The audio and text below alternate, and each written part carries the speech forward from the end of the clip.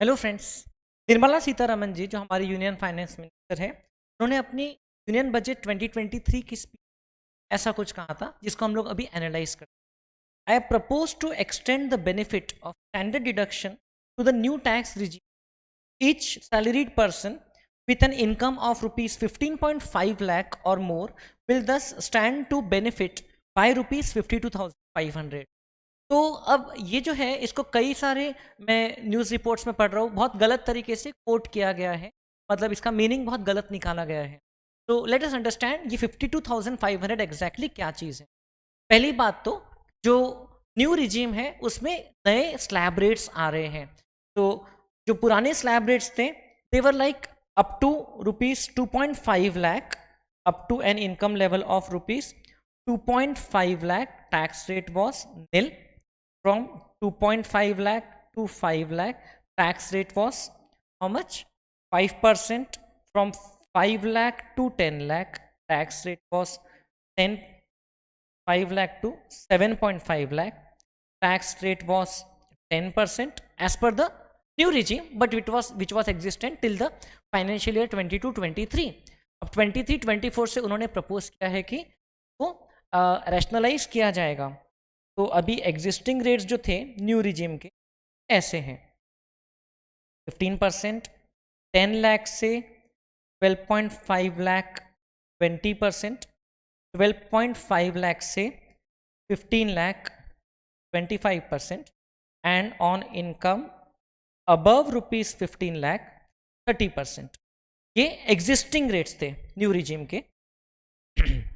अब इसमें उन्होंने प्रपोज्ड जो चेंजेस लाए हैं वो कुछ ऐसे हैं और उसका इम्पैक्ट कैसे पड़ेगा हम लोगों को वो एनालाइज करना है।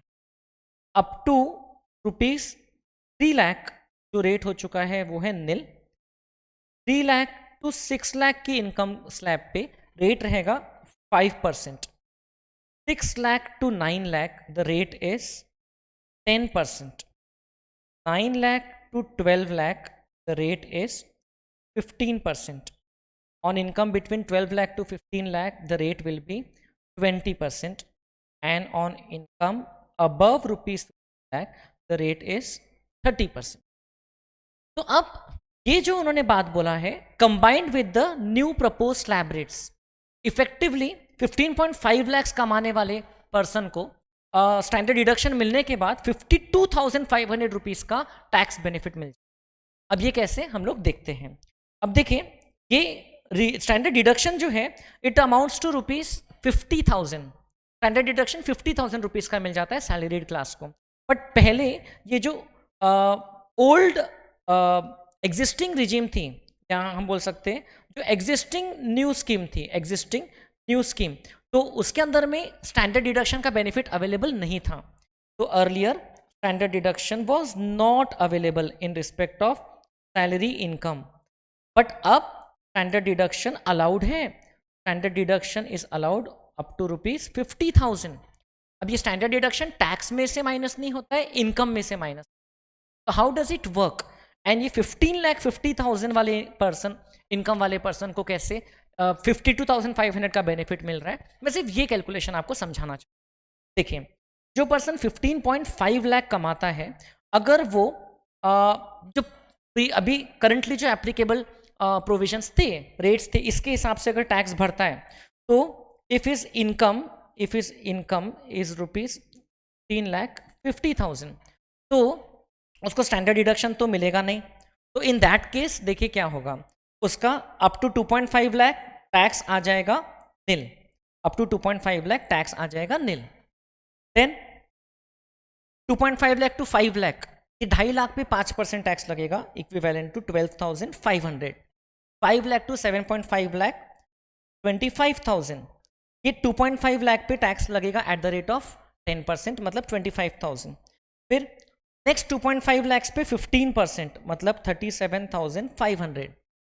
नेक्स्ट 2.5 लाख पे 20%, 2.5 लाख का 20% होता है 50,000। नेक्स्ट 2.5 लाख, क्योंकि हमारी इनकम 15.5 लाख हम लेकर के कैलकुलेट कर रहे हैं, it will be rupees 62,500, 25% of 2.5 lakh. तो अभी हम लोग 15 लाख की इनकम तक पहुंच गए। उसके ऊपर और 50,000 की इनकम बची, तो वो 50,000 पे 30% लगेगा, मतलब कि 15,000। 15 लाख पे 30% मतलब 15,000। तो इसका जो टोटल अमाउंट है ये कितना हो जाता है, ये जो टोटल टैक्स है as per the existing provisions of the new regime under section 115 BAC, तो ये टोटल हो जाता है, let us calculate.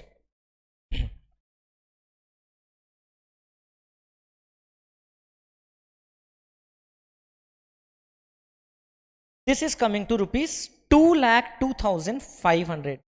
This is coming to rupees 2,02,500 total tax as per the existing provisions of the new regime. अब standard deduction allow होने के बाद क्या होगा, जो पर्सन की सैलरी इनकम 15.5 लाख है उसको 50,000 का स्टैंडर्ड डिडक्शन मिल जाएगा, तो उसकी इफेक्टिवली टैक्सेबल इनकम सिर्फ 15 लाख रुपीज। ये एक सबसे बड़ा चेंज हो गया। अब उसके अलावा ये पर्सन जो है इसको अभी न्यू स्लैब रेट्स का भी बेनिफिट मिलेगा, तो इसका इफेक्टिव टैक्स कितना आता है हम वो देख लेते हैं।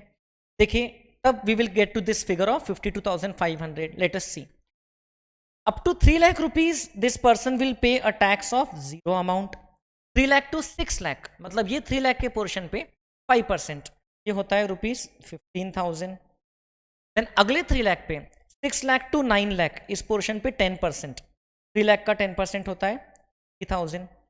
अब 9 लाख से 12 लाख पे 15%, मतलब ये 3 लाख पे 15% कितना होता है 45,000। एंड देन हमारी इनकम 15 लाख तक है, तो 12 लाख से 15 लाख इस 3 लाख पे 20% कितना होता है 60,000 रुपीज, तो इतना टैक्स आएगा।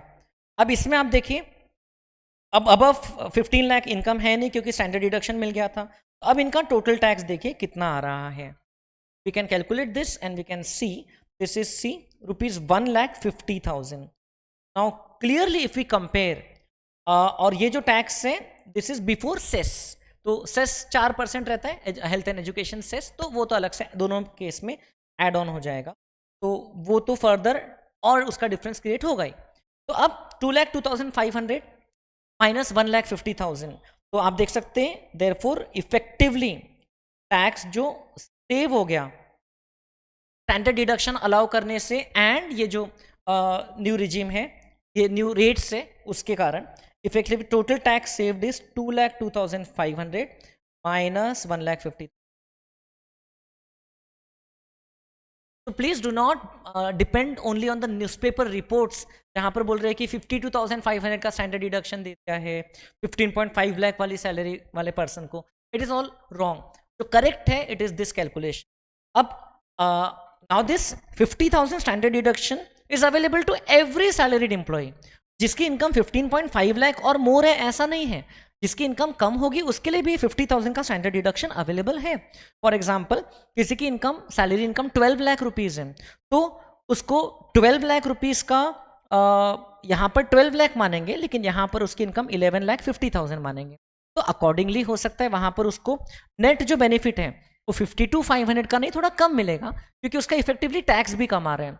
But then that is what our finance minister wanted to say. So this I have proved to you along with the calculation. 52,500 rupees is this difference. So I hope you understood. जो tax slabs है उसको explain करने के लिए मैंने एक separate video डाला है, आप उसको भी चेकआउट कर सकते हैं। Thank you friends.